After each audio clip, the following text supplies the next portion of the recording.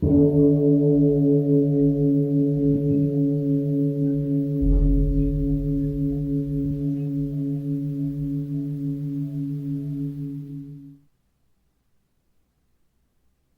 all beings be happy. May all beings be healthy. May all beings be free from harm. May all beings love life. May all beings awaken. Welcome to another Cuke Audio podcast. I'm DC, Poobah of Cuke Audio and Cuke Archives, doing our bit to help preserve the legacy of Shunryu Suzuki and those whose paths cross his, and anything else that comes to mind. I pray that you and yours are safe and comfortable, free from economic hardship, and able to get out and do whatever it is you want within the limitations of the universal precept of do as little harm as possible. So today we have a guest, David Weinstein. David is the founding teacher at the Rock Ridge Meditation Community in Oakland, California. They've got a Facebook page, Rock Ridge Meditation Community. They're no longer on Rock Ridge, but they kept the name. And he's a practicing psychologist, I think. I get those words mixed up. I know he said you could look him up on Psychology Today under Find a Therapist, David Weinstein, Weinstein. And he's a teacher in the Pacific Zen Institute umbrella, founded by John Tarrant. And PZI, the Pacific Zen Institute, I would like to point out, is Cuke Archives' fiscal sponsor. We have one other, the Institute for Historical Studies, if somebody can't donate to a religious organization. Anyway, he's the third teacher from PZI. We've had John Tarrant and John Joseph, and now David Weinstein. Yeah. I'm really happy to do that. Listen, he's got a great story, and it starts in a bar in Germany. That's great. And listen, it goes all over. It goes to Nepal, it goes to Afghanistan, Iran, India, Korea, Japan, Hawaii. Listen, just follow along and he's been a very diligent practitioner and student, and both on the academic end and on the practice end, very impressive. And when you hear the bell, if you have such a mind, hit pause and meditate or whatever, as long as you wish. And when you're ready to come back, hit unpause, and we'll be here to hit the bell to in the meditation or whatever, and we will give David Weinstein a call.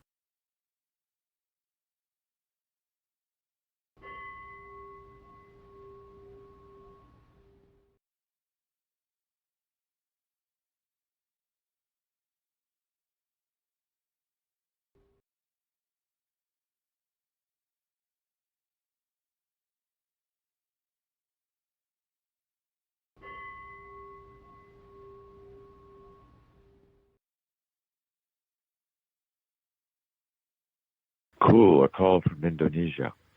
Hi, David. How you doing? Good. How are you doing? All right. What is happening in your life now? I'm riding a wave of a 7-day retreat that finished last Sunday.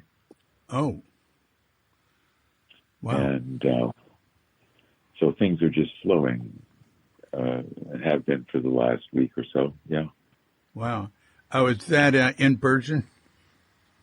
Yeah, we met at Santa Sabina there at Dominican College in San Rafael. Yeah. Yes, I remember it. Huh. And they're selling it, so we have one more retreat there in October, and then no more. Oh, really? Huh. You have $11 million soon. Oh. Yes, it's sad. Oh, that's a beautiful spot. Wow. Well, Yeah. I've experienced loss of many places that I liked Yeah. here too. Yeah.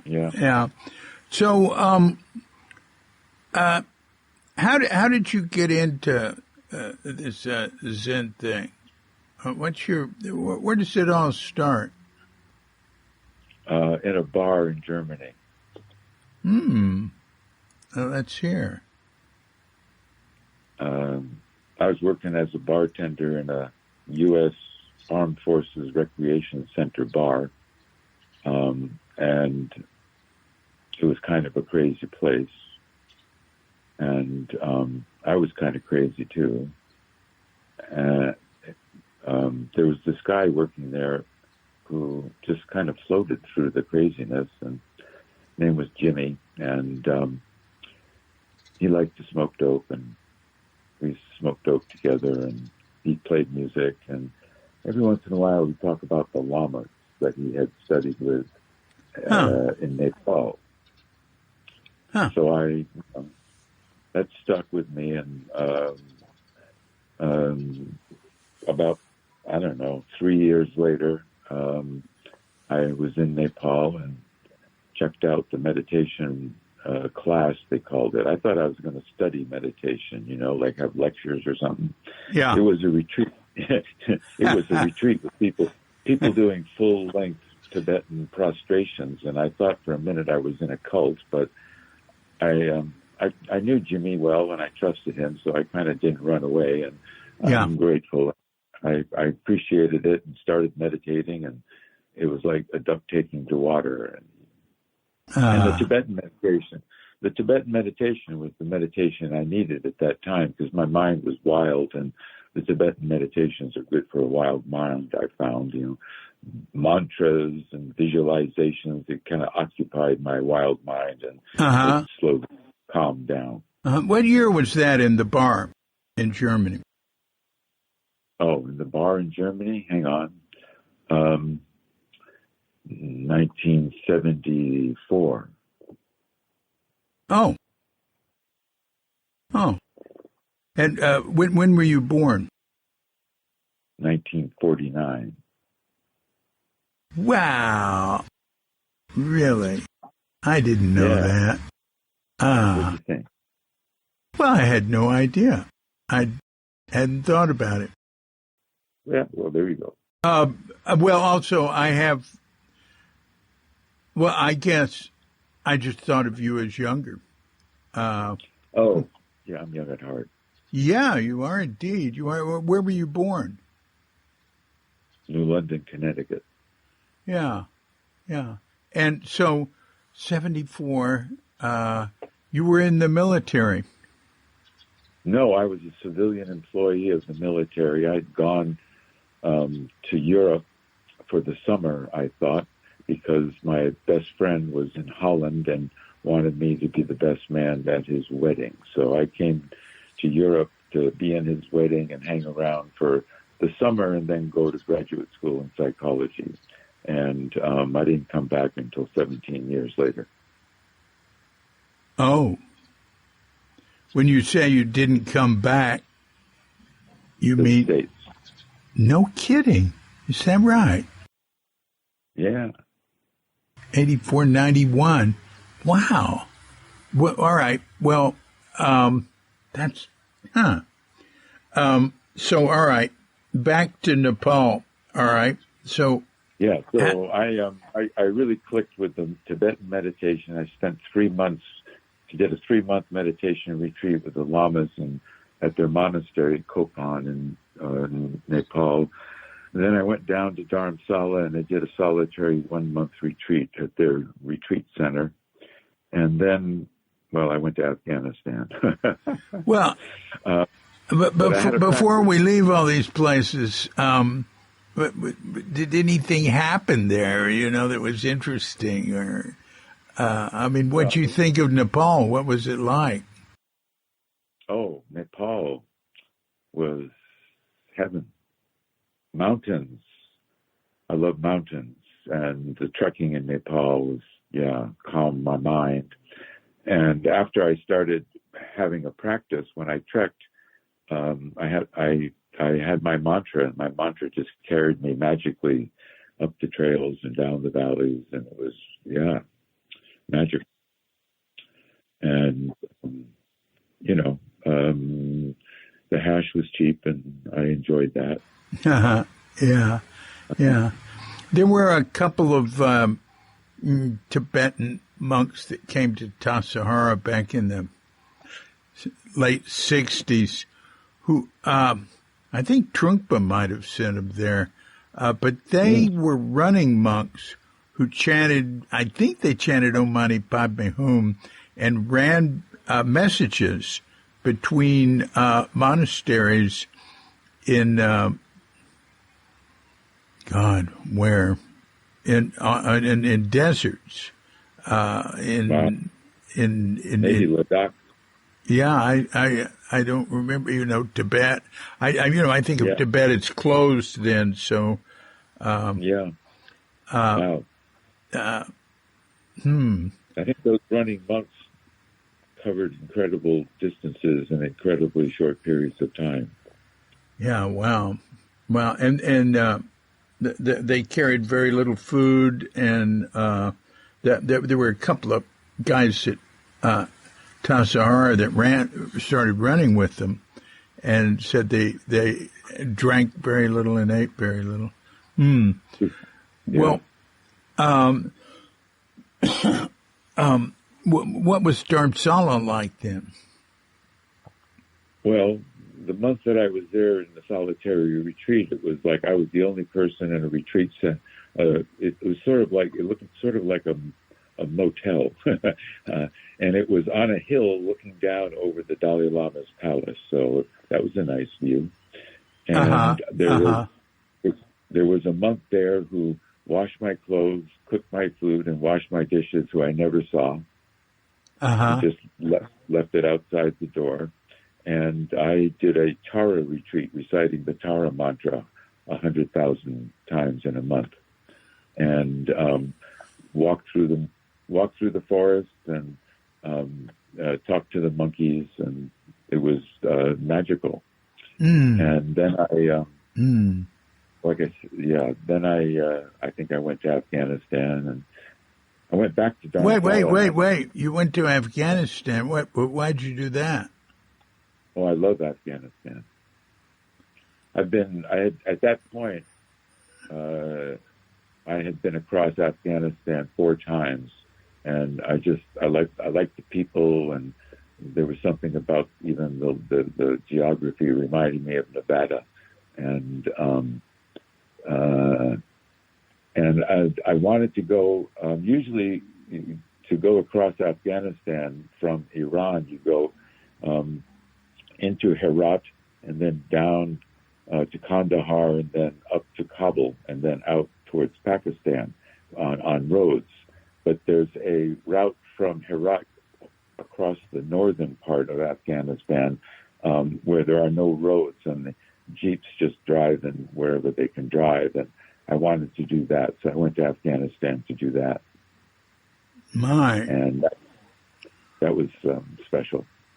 Well, so you at that point, you'd been in Afghanistan earlier, like before you were in Germany.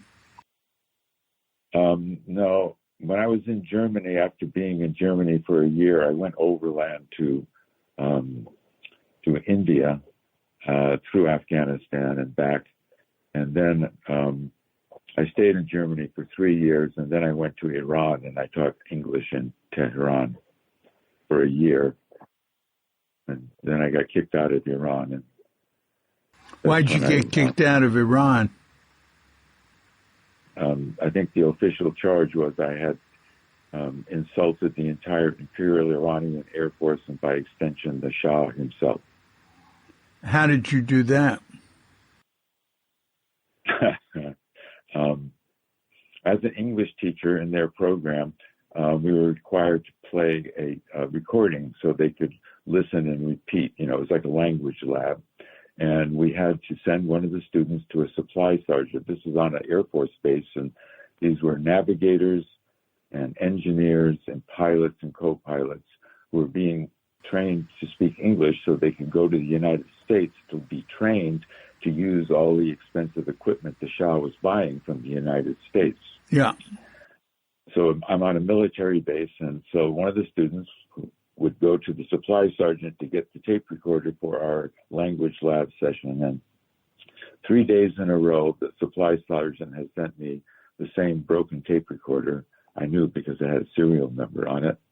And after 3 days of getting the same broken one and having to send the cadet back to get another one, and I got kind of frustrated, and I was going a little nuts living in Tehran anyways. And I wrote a note that I figured he wouldn't be able to read and I would feel better about. So I told him that if I got this recorder again, I was going to shove it up his ass gently but firmly sideways. And sent it back with the recorder, and he could not read it, but the supervisor standing next to him could. So that could get you deported from Indonesia too, you know. Yeah. Well, that could have gotten me disappeared in Tehran. Yeah. People disappeared. So I was lucky to get out. My. Okay. I had no meditation practice at this time yet, so that was. I wish I would have. But wow. Yeah. Yeah. I can't see you being like that. That's really interesting. Yeah. Yeah, you've gone through a transformation. That started in that bar in Germany. So, yeah. All right. So where did we leave you? You were in Dharamsala. Oh no, then you went to Afghanistan. Yeah. And all right. And I came back wanting to do more trekking in Nepal, and also to go back for the next I think it was November. Yeah, the November meditation course the Lamas were offering. I wanted to spend another 3 months at Kopan with the Lamas in that retreat.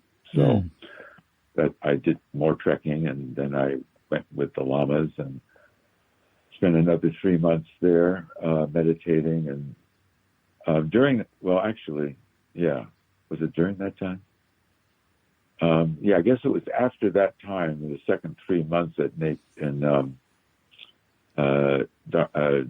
Kopan with the Lamas. I went to Bodh Gaya because the Dalai Lama was giving teachings for the Tibetan New Year in Bodh Gaya, and I'd never been, and it was going to be a big thing, so I thought I'd go check it out. Yeah. And I went to Bodh Gaya and discovered that, you know, the teachings felt more like a country fair to me. There was Tibetans from all over the subcontinent there selling their wares and catching up with friends, and that was fine. But I had just come out of a 3-month meditation retreat. It was a bit overwhelming, and I listened to the Dalai Lama speak when he taught in English, and then I sought refuge in the Japanese temple in Bodh Gaya, which was the farthest away from the Tibetan temple and the quietest. And I went there just looking for the quietest place, and I walked in and felt this wave of relief in a way. I'd been surrounded by, you know, Tibetan tankas with fire-breathing deities and the brilliant psychedelic imagery, and this temple was just white walls and plain wood, and it felt really good. And the abbot spoke English and welcomed people there to meditate anytime, and did a little teaching. And that was my first experience of Zen. He was a Zen Soto priest. Oh, he was Soto. That was the Soto temple. No, it was a temple that was the abbotship revolved through the different sects. I see. I see. So he was there for an assignment a number of years, and he was the Soto. It could be that a Rinzai would come after that, or a Pure Land person might come. It was sort of revolving abbotship. Yeah.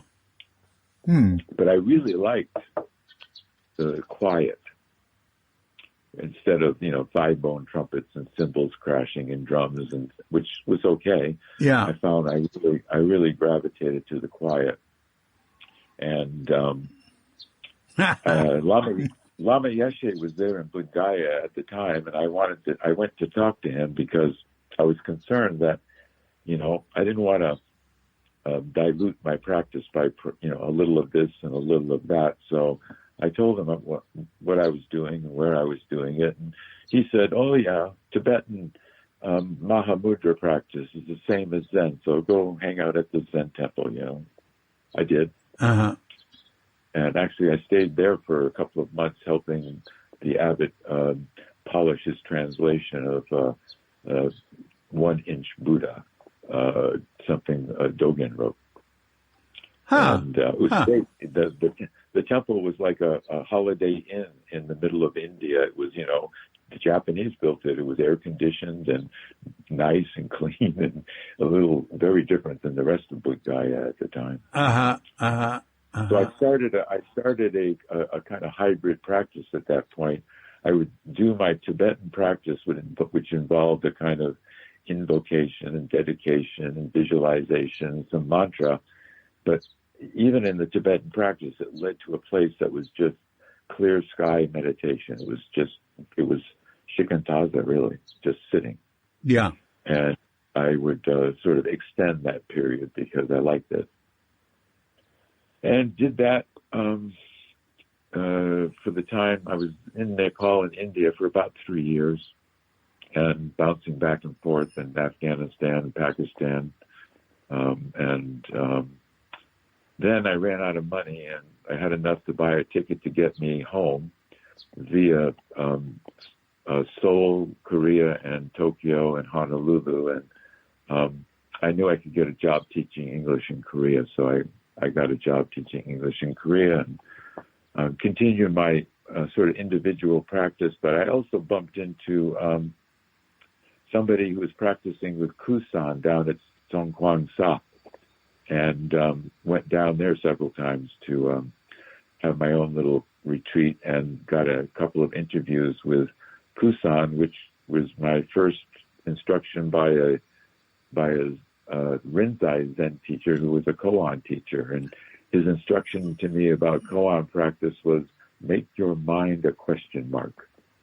And that's still good advice, I think. Yeah.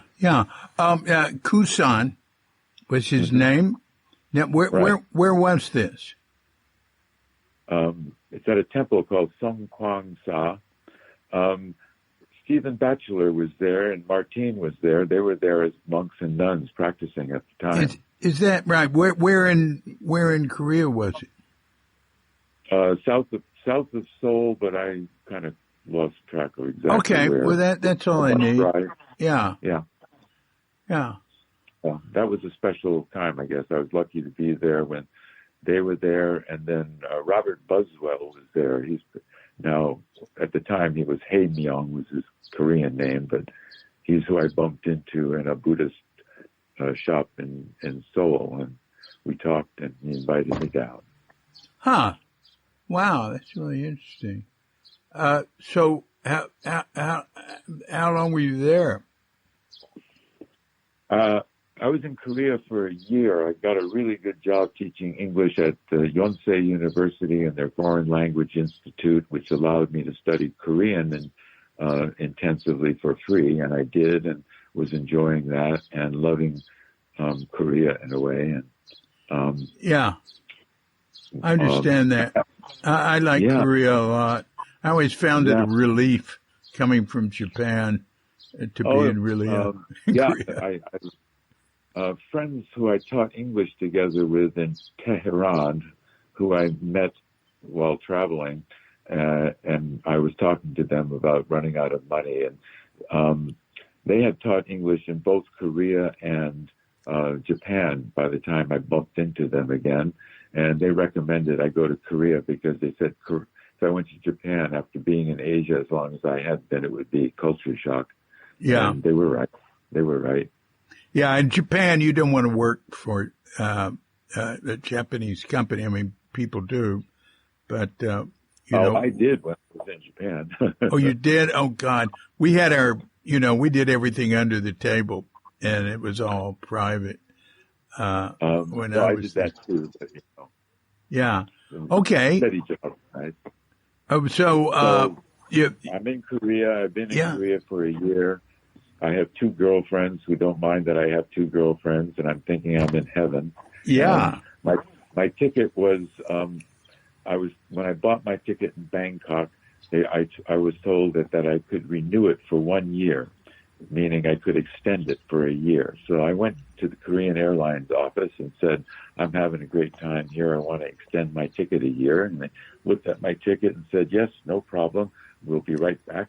And they came back a minute later and said, there's a problem. The ticket agency you bought your ticket from in Bangkok never paid Korean Airlines for the ticket. We will honor the ticket, but we will not extend it. And the ticket was going to expire in a week. And I took that as my practice had led me to feel carried at some moments, and that was one of them. And I thought, well, I guess I'm supposed to leave. So I quit my job and said goodbye to my girlfriends and got on the plane and got off in Honolulu because I figured that was close enough. I didn't want to go all the way to the States because it would be too much of a shock. And I had a friend in Honolulu, but he had moved and he wasn't there. So I didn't know what I was going to do, but I had an address of the Kokoan Zendo that was given to me when I was with the Lamas by one of my friends there. And I went and checked it out. Actually, I went up to the university, and the Zendo's near the university, and I checked out the university in the student union and drinking coffee, and I saw a poster on one of the bulletin boards for something about Buddhist-Christian dialogue sponsored by the religion department, and I thought that was kind of interesting, and I found the religion department just because I was curious, and I was standing outside the door of the office of the department looking at all these kind of interesting classes on Taoism and Confucianism and Christianity. And a professor came up and asked if he could help me. And I told him I was just passing through and I was kind of interested. And he said, he asked where I was passing through from. And I gave him a brief, Korea via Nepal and India via Iran and Germany. And he invited me to have some tea with him, and we talked. And after talking for a while, he said, "You're just the kind of person we're looking for to be a graduate student here. Are you interested? You'd have a teaching assistantship. You wouldn't have to pay, and you'd get paid to go to school." And I said, let me think about it. I got that feeling that this is why my ticket was not honored, and I was supposed to be in Honolulu. I went to the student union to think about it, and I saw a little 3x5 card advertising a place for rent that was on University Avenue, right across the street from the university. And I checked it out, and it was a converted garage that was just fine with me. It was like 3 times bigger than the room I was staying in Seoul for a year. And it was cheap, and I told him I wanted to think about it. And I went to the Kokoan Zendo, and it was like just this ordinary house in Honolulu there. And I figured, it's a Zendo, so you walk up and you just walk in because it's the temple. And I opened the front door, just as John Tarrant was coming down the stairs and almost brained him. And John was looking like Bodhidharma at the time. He had a beard that was big and bushy and wild eyes, and he yelled at me, "Oi, mate, we come in through the kitchen." And that's how I met John Tarrant. Ha ha! That's great. Uh, yeah. But I went into the kitchen, and I got to say I wasn't particularly interested in getting to know him right at that moment. He was kind of it scared the shit out of me, and I thought, okay, he's here. Who else is here? And I found that there were people there who I felt a kinship with, and I've got a job offer to study something that I'm interested in, a place to live that's cheap and nearby, and a walking distance to not only the university but this Zendo. And so I did. I stayed in Honolulu for 3 years, studying in their religious studies program, and practicing and eventually living at Kokoan. Well, who else was at Kokoan? Oh, who else was at Kokoan?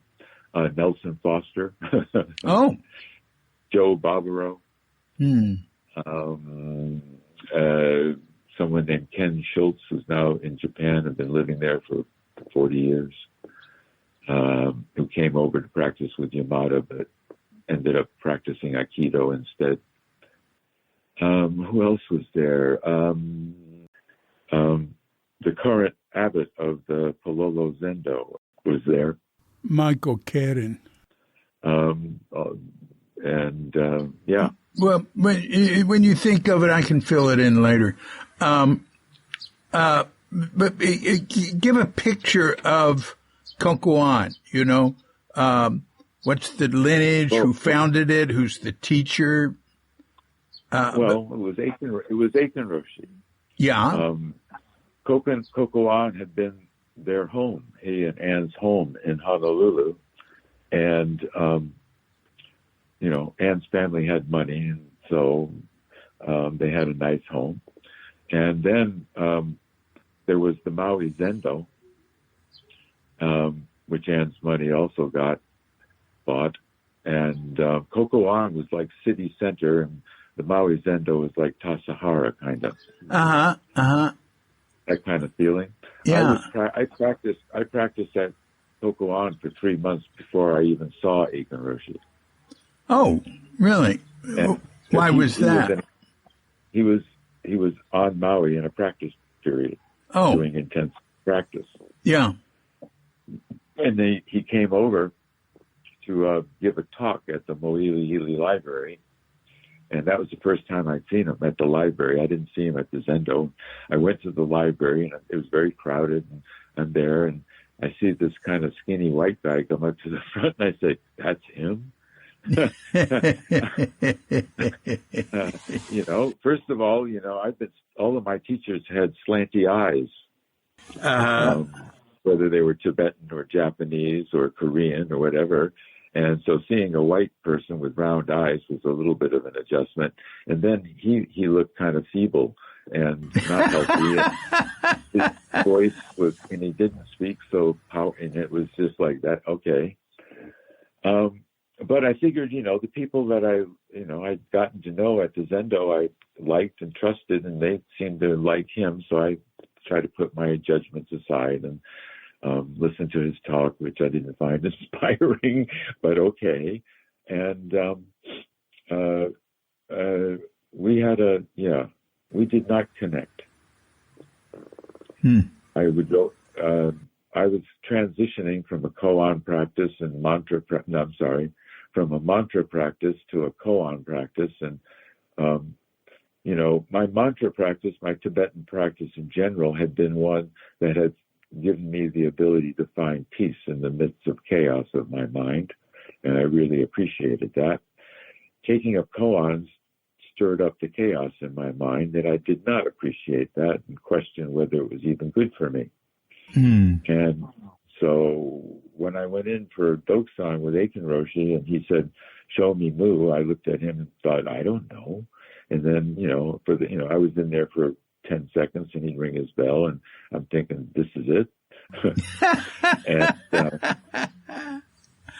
And a couple of times I tried to share something that I thought might be in the ballpark, and that was dismissed summarily, and that didn't feel good. And finally, I went into him and decided I was going to tell him what I was feeling about the way we were interacting. And I went in and I said, Roshi, I feel like we miss each other entirely. And I sort of shot my left arm off at one angle and my right arm off at a different angle. And I said, it feels like this.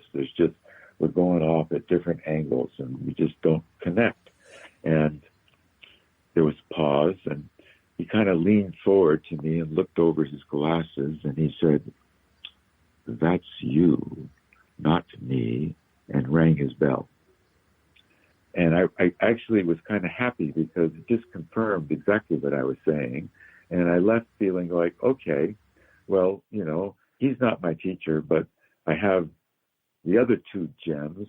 I don't have the Buddha, but I got the Dharma and the Sangha, and I'll take 2 out of 3. So I stayed in Honolulu, and I was even on the board of directors at one point because I figured, we don't get along, that's fine. Now, you mentioned a Japanese teacher. Well, I did. Didn't you say something? You said something about Yamada, or... No, I think at that point, the Japanese teacher I was thinking of was Japanese teacher in Buddh Gaya, Shibuya-san. All right. And I count him as one of my teachers. Yeah. My first, what happened was my professor came into my office there at the University of Hawaii in the religion department and said, how'd you like to go to Japan? And I said, yes. How soon can I leave? I had as much as Hawaii isn't the States in many ways, I still had a pretty severe culture shock coming back after being gone for so long. Yeah. How long were you in, had you been in Hawaii when this professor asked you if you'd like to go to Japan? About 2.5 years. Yeah. All right. And, studying Japanese had sent me to therapy because I'd never worked so hard on something and failed at it like that in my life. And that was a good thing. Studying Japanese. You were studying Japanese. Yeah, Japanese was my language of specialty because although I was interested in Chan, my professor, David Chappell was his name. His specialty was Chan.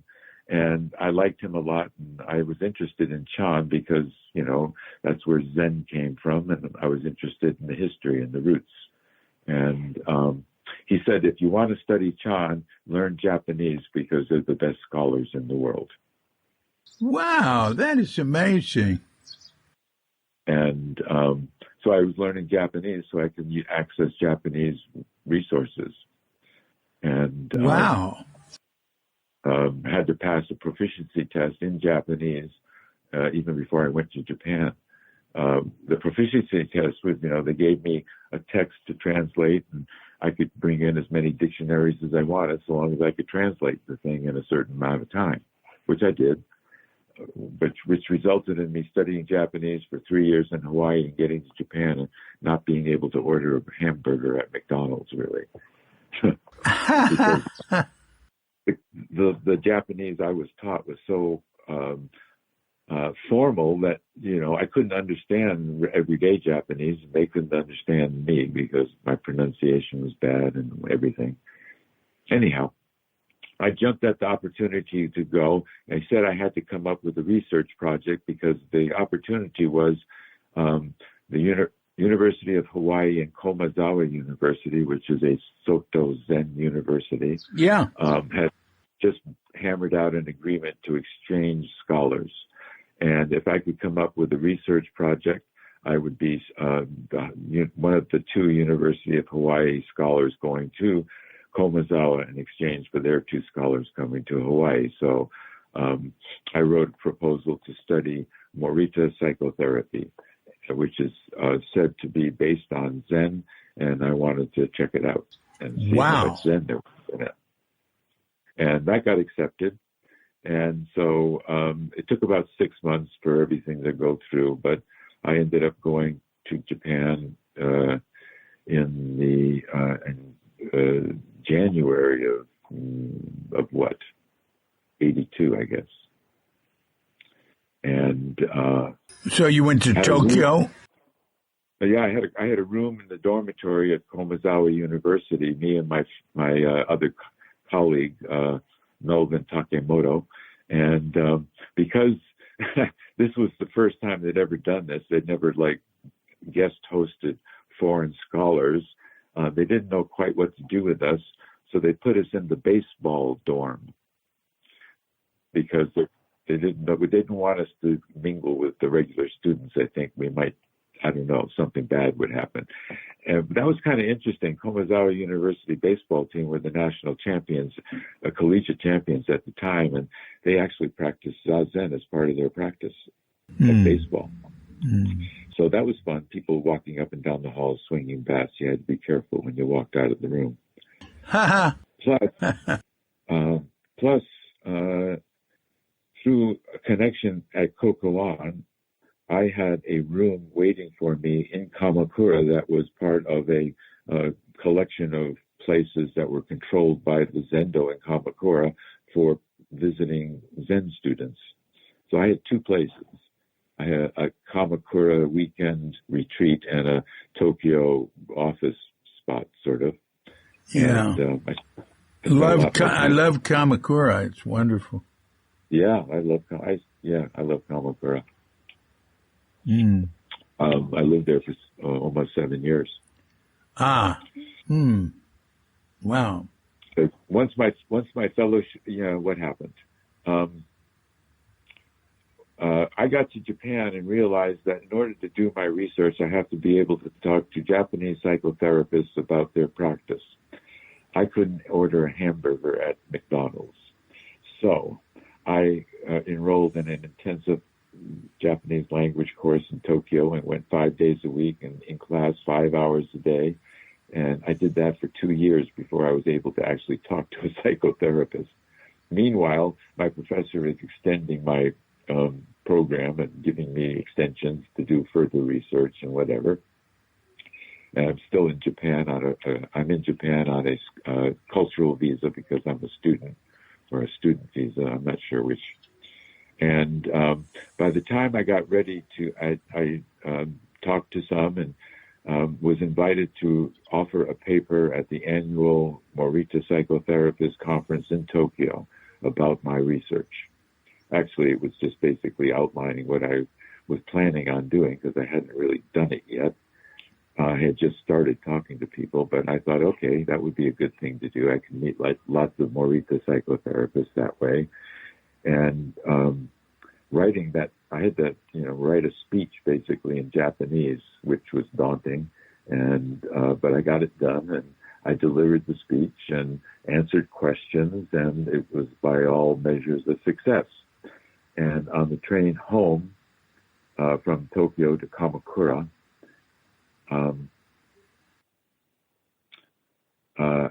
I had a very strong feeling that I did not want to do that for the rest of my life. I did not want to be a scholar studying psychotherapy, and I wanted to be a therapist doing psychotherapy. Mm-hmm. And I was sitting with a koan at that time, and the koan I was sitting with was a story about Daishan. You know Daishan, who was a scholar of the Diamond Sutra and put all of his commentaries in a cart and pulled it down to South China to set all the Zen lunatics straight. And ended up meeting a teacher named Lung Tan. And he and Lung Tan talked until late in the night about this and that. And Lung Tan said, well, it's getting late. You should sleep. We can continue talking in the morning. And he gave Daishan a paper candle to help him find the place for him to sleep. And Daishan took the candle, turned, stepped into the night, and Lung Tan blew the candle out, plunging Daishan into darkness where he saw the light. The next day, he burned all of his commentaries and was set free from being, it was, a little drastic, but he did it, and went off to become a pretty famous teacher himself of koan practice. The next day I burned all of my research. Oh, really? And really, I burned my research, and I called the Tokyo English Lifeline and signed up for their 3-month training to be a online what they call, lifeline counselor. As I thought, well, if I want to be a therapist, let me start being a therapist and get some training. And that was actually the best training I got in all the years of my training, in a way. How so? Well, it focused on listening, and that is, bottom line. Listening is like to therapy what paying attention is to Zazen or something. It's just fundamental thing you got to do. And we really got drilled in how to listen. And then I had the experience of listening to people on the phone, and some of them speaking Japanese, because although there was a Japanese telephone crisis call center, it was overwhelmed. And people would call the English one in desperation, hoping that their high school English might be enough to get them some help. And I was able to do some therapy in Japanese even, actually. So, then I decided I was continuing my practice with I want to say one thing here. Japan is not known for having a lot of psychotherapy, or Japanese being real open to it. So it's very interesting to me to hear you going to Japan and immersing yourself into all this psychotherapy. It's like I've never heard anything like it. Well, I was there to study Morita psychotherapy, a form of Japanese psychotherapy based on Zen and used primarily in prisons, actually. No, I'm sorry. I'm misspeaking. There's another therapy that's based on Buddhism that's called Nikon therapy, and it's based on spending a week behind a screen, sitting in the corner of a room, thinking about all of the things that your mother did for you and all of the ways that you have failed to repay her kindness. Wow. And it is used in prisons and has reduced the recidivism rate of prisons in Japan dramatically. Wow. I did a week of that. I did that one for a week just to see what it was like. And I found it to be more effective than the Morita stuff was all kind of heady, really. That's interesting. But so you found there to be an endless amount of therapy. It was, when I was there was an American family therapist who had come to Japan. I think she was on a Monbusho scholarship to teach Japanese therapists family therapy, sponsored by the government. So that was 1984, maybe 85. So I've lost touch now, but yeah. Now, you said you were working on a koan, and you were in Japan. The koan was the story that I told you about Deshan and Lung Tan. Yeah. And right. So the koan would be when Lung Tan blew out Deshan's candle and Deshan saw the light, what did he see? That would be one part of the koan. Well, who were you working on that koan with? Yamada. Oh, yeah, you mentioned Yamada earlier, and that's what you were talking about. Now, when did Yamada come into the picture? You hadn't mentioned that. When I left Hawaii, I made a courtesy call on Aiken Roshi to say goodbye, even though we sort of had reached a kind of ceasefire, I guess, and tolerated each other. We were in board meetings together, and that was all right. But And he asked if I would like a letter of recommendation to Yamada. And I was touched that he offered and said yes. And he wrote a letter of recommendation to Yamada. And so when I arrived in Japan, shortly after I arrived, I was introduced to Yamada, gave him this letter that Aiken had written, which I don't know if he ever opened it, actually. He set it aside, and he asked me, what is your practice? And I said, I do not practice koans. Oh. So I'm talking to who, in my estimation, is the premier teacher of koan practice in the world, and my world, and I'm telling him that I do not practice with koans. And he says, oh, what is your practice? I said, my practice is shikantaza. And he said, oh, shikantaza, very difficult practice. Not many people come to realization with shikantaza. Maybe the last person to come to realization with shikantaza, Dogen. Yeah. But I want you to come to realization with shikantaza. Please practice diligently. And you could have knocked me over with a feather. I thought he was going to kick me out. I was ready to be kicked out. Yeah. And he actually supported me. And then he went on to say, after saying that, he says, but I have a question, and I want to ask you a question, and I don't want you to think about it, and maybe sometime later I'll ask you about the question. Okay? I said, okay.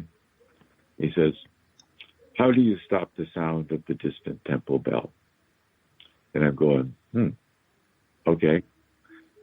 I thought it was, an eminently forgettable question. And that was it. I left. I did not know that was a koan. What I did know was I was still, I have a foundation in Tibetan Buddhism, and I was taught not to talk about my practice with other people other than my teacher. So I never told anybody what the Roshi said to me. And I'm so grateful, because if I had and somebody would have said, oh, that's a koan, I really don't know how I would have responded. But I did. And over the period of about a year, he would, ask me about the question from time to time. And and then he'd ask me about another. I'd give him an answer, and then maybe he'd give me another question. And unbeknownst to me, he led me through the entire miscellaneous koan collection, which is in the Sanbo Kyodan. What happens is, after you've had an awakening experience, there are these miscellaneous koans that were collected by Yasutani and Harada and Yamada that are sort of ways of putting some sort of foundation underneath the experience of an awakening. Yeah. And so he had led me through those without me knowing it.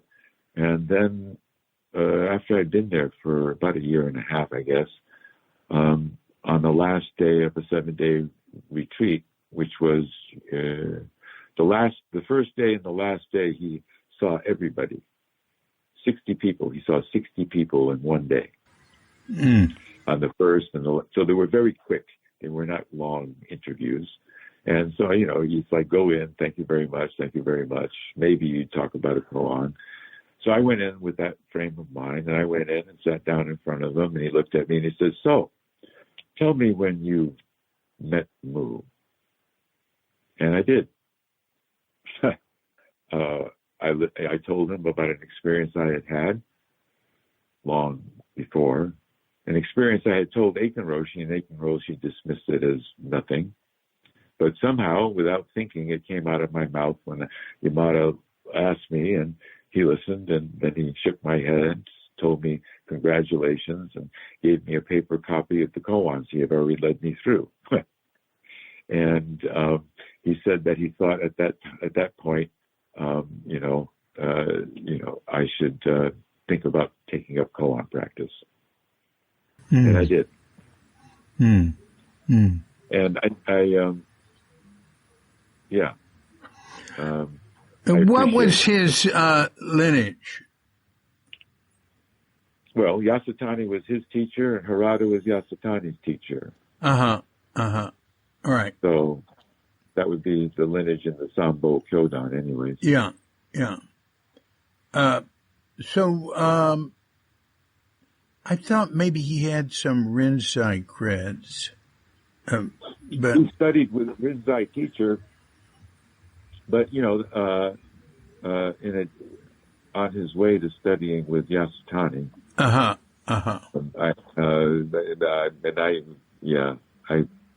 can't remember the names. They would be in some book somewhere. Yeah. Okay.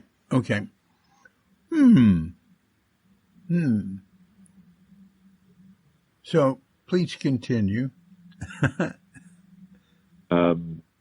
Okay. Well, I continued practicing in Japan until after being there. Let's see. After being there for about 5 years, I met my wife in a bar. No, actually, I met my wife in a Kentucky Fried Chicken while I was in a retreat. Oh, goodness! I had gotten permission. I was teaching at a Hitachi Development and Research Laboratory, a 15-minute train ride from Kamakura. It was a very lucrative job, and I had permission to leave the retreat to teach my class and then come back after my class. So I left the retreat, took a train ride, got there in time to get something to eat because I didn't eat dinner at the Zendo.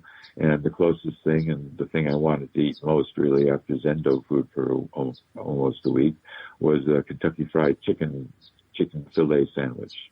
And I got my fillet sandwich and some fries, and I walked up the spiral staircase to the eating area up above the rest of where the food was delivered to you.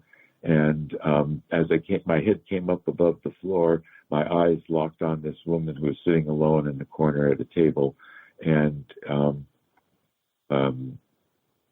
I remember a story Aiken Roshi told us about being with, I think he was with Soen, and they were in Tokyo Station, and they had to get across Tokyo Station to a platform on the other side, and it was rush hour, and it was like a river of people.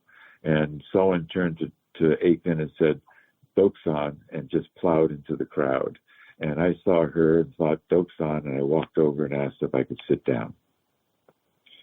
And we talked, and I had to get to my class. We found out that we both lived in Kamakura. We both went to the same bar and somehow had never met. And I made a date to meet her on the night the retreat ended. And on the night the retreat ended, we met in that bar, and we have been living together ever since.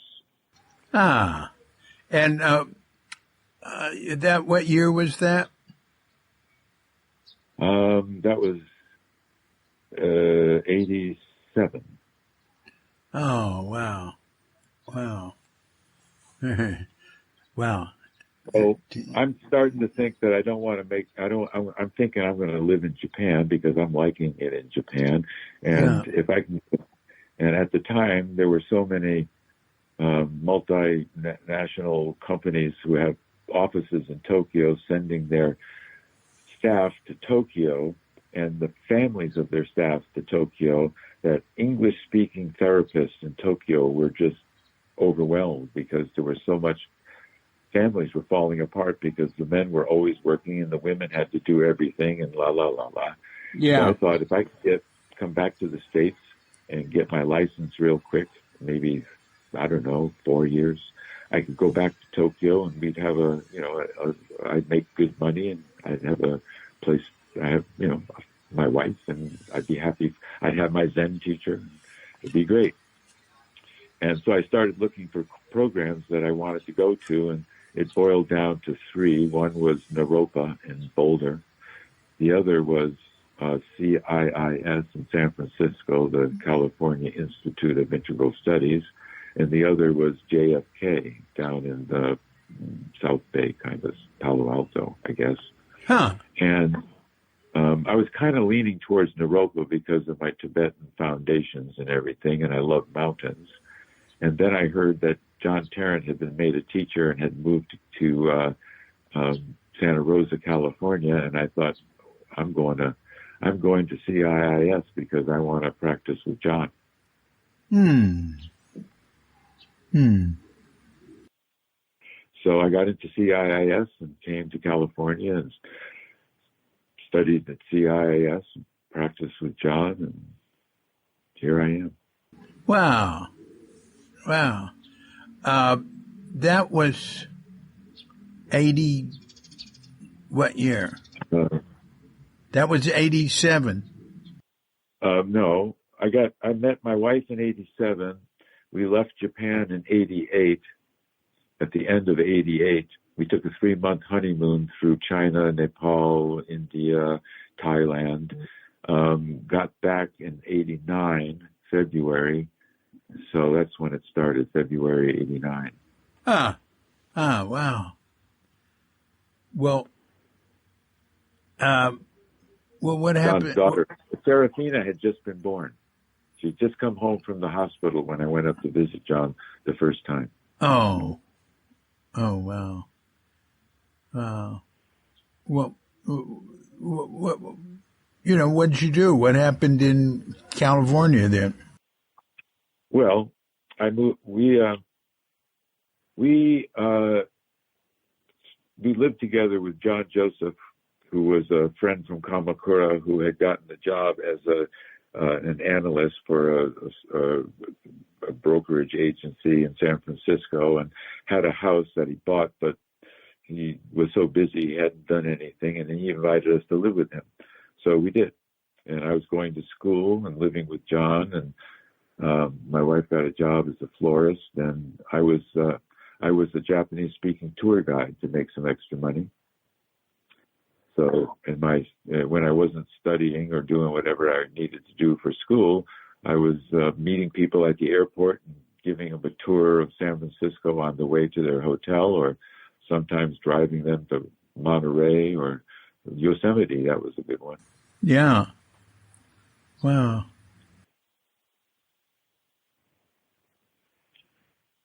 Well, but there's many years between then and now. There must have been some. I mean, how did you go from there to being in Oakland, where you are now? Well, John Joseph's house was in Oakland, and so that Oakland was a place that we'd been since we arrived.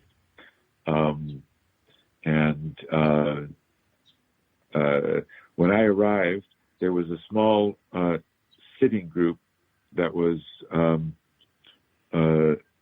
led by James Ford. It had met in his little studio student apartment at GTU once a week on a Wednesday evening or something. And I went over there and introduced myself, and we got to be friends. And when James left after he graduated to go be a minister in Milwaukee, I think, I inherited the leadership of the group, and we moved into a Montessori school. We moved into a number of Montessori schools and various places. We were in a space high above Art's Crab Shack for about 7 years. And most recently, we spent 7 years in Rockridge, in a place that was the first place we had 24/7. We rented a space that was a dedicated Zendo, and the pandemic put an end to that. Wow. And there you are now. And you just went to a 1-week retreat. Wow. Yeah. That's you are a very diligent student of Buddhism, of the practice, and also, but of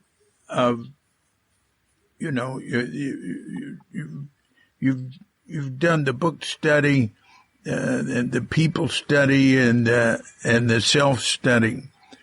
And I have a psychotherapy practice in which I only work with people who have a meditation practice, or are willing to start a meditation practice, or are willing to discover they already have a meditation practice. So all I do is teach meditation, really. Yeah. How does one find you for psychotherapy practice? Yeah, most of it comes from word of mouth, but I also have a what is it called? Psychology Today page that brings in some people. Yeah. Psychology Today page, David Weinstein. That's all the Yeah. name. And what? I think it's called Find a Therapist, and I'm there. Yeah. What about your Zen group? What's it called? Well, the group that it's called Rockridge Meditation Community. Yeah.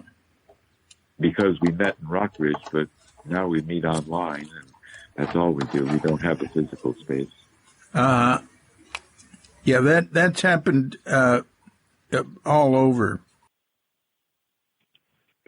Yeah, well, people keep asking me, when were you going to have a place to sit in again? And I keep saying, when you find it. Yeah, and, I understand you figure that. out a way of paying for it. Yeah. I understand that completely. And at the same time, getting together and having a retreat in person, yes, being in person is got something going for it for sure. Well, but that's different to have retreats in person and to have a full-time center. Yeah. The community, the community. Let's see. I arrived in 89. James left in maybe 91. Between 91 and 2014, the community never gelled the way it did between 2014 and 2021 or 2020 when we had a full-time place that people could go to. Yeah. It just took off. Yeah. But what about now that you don't have a full-time place anymore? It's most of the people who are on the Zoom that I do every Tuesday evening, most of them are not the people who were at Rockridge in person. Oh. Because they have either found places who are meeting in person, or they've just sort of drifted away. And to find you online, we go to Rockridge Meditation. There's a Facebook page, Rockridge Meditation Community Facebook page. I post whatever's happening each week there. Wow. Well, I'm thinking, is there anything we missed? Is there anything you'd like to say in conclusion? I'd like to hear more from you. It's also interesting. I bet there's a lot. Well, of course, there's an endless amount that I haven't heard, but the one thing that and I'm going to have to get going myself. The one thing that for me stands out really is in practicing with John. This is somebody who I'd known a long time in various ways from that first meeting where he yelled at me to being close friends.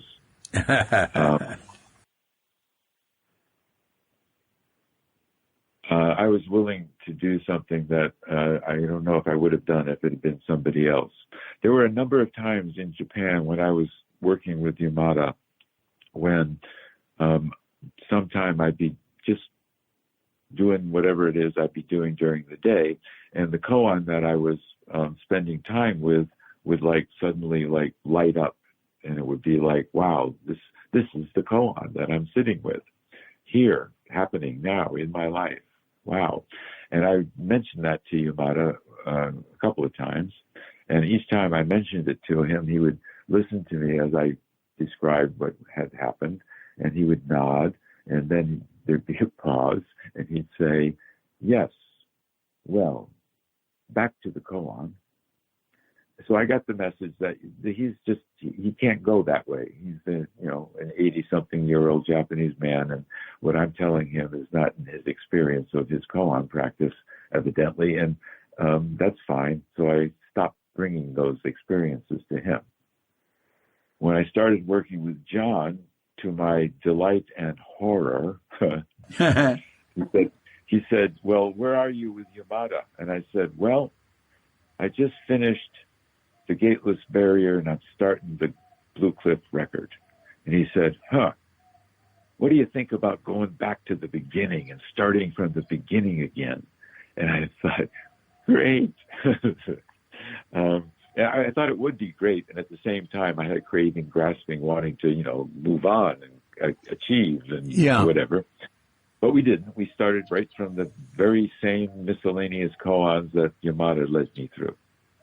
And one of those miscellaneous koans asks, what is it like for a fully awakened person sitting on the tip of a needle? I was spending time with that koan when shortly after the Loma Prieta earthquake, I lost my job as a Japanese-speaking tour guide because the tourist industry took a nosedive and they didn't need me anymore. So I was in the process of applying for unemployment, which oh my goodness, wow, that was a trial. And I was going from one office to another office, being told that I had to go back to the office I just came from and get the same paper I was holding, or I don't know what. And I was getting pretty, and then suddenly it was like, oh, this is sitting on the end of the needle. And recognizing that, things opened up and I had space to breathe, and it was still awful, but I wasn't really suffering as much because of that. So I brought that to John and said, this is something I brought to Yamada and he wasn't interested, but I thought you might be interested. And I described my experience to him and he was very interested.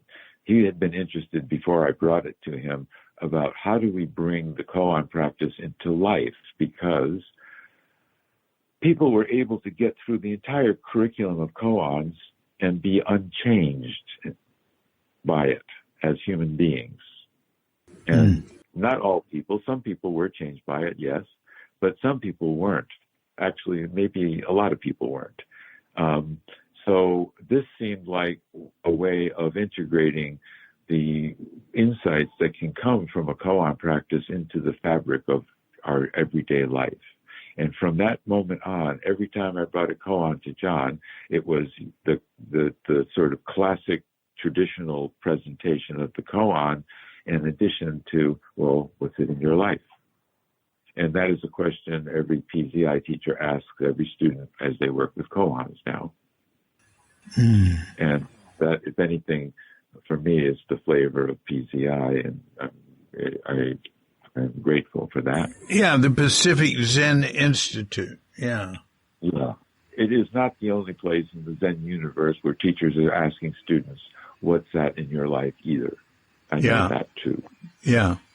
I know that actually, what's her name from Rochester? The one who left Rochester to set up her own deal. Tony Packer. Tony Packer was having people sitting in circles talking about koans that way when we were still being Japanesey as we practiced. But we didn't know that. We had to discover it for ourselves. So this is just inevitable. This is what Buddhism has done throughout the ages. Every time it enters a culture, it changes. It absorbs something in the culture and it morphs into something different. Chan was a morph in the Chinese culture from Indian Buddhism. Zen was a morph from Chan. And now we're morphing the Japanese Zen into, American Zen, I guess. Yeah, yeah. What about Korean Zen? Well, Jeff Kitses, who is the teacher at the Quantum School in Berkeley, and I are good friends, and we talk a lot about practice. And within the Kwan school, which is the only Korean school I know about in America, it depends on the teacher. Jeff is a therapist, and Jeff is interested in the integration in people's lives, whether it's his students or his clients. And I know for sure he's doing it. And I know for sure there are other teachers in the quantum school who are not. So, and Jeff keeps a low profile and doesn't make waves about that because, politics. Yeah. Well, that's very interesting what you had to say about working with John. I lived with him a long time, and I just found him to be the most generous, easy to get along with person, and very, very open-minded and forgiving, and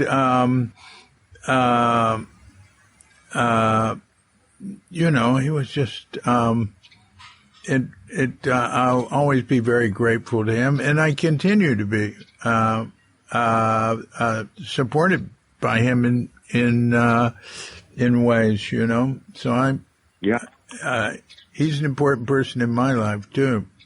This has been great. I've really, really enjoyed talking with you, and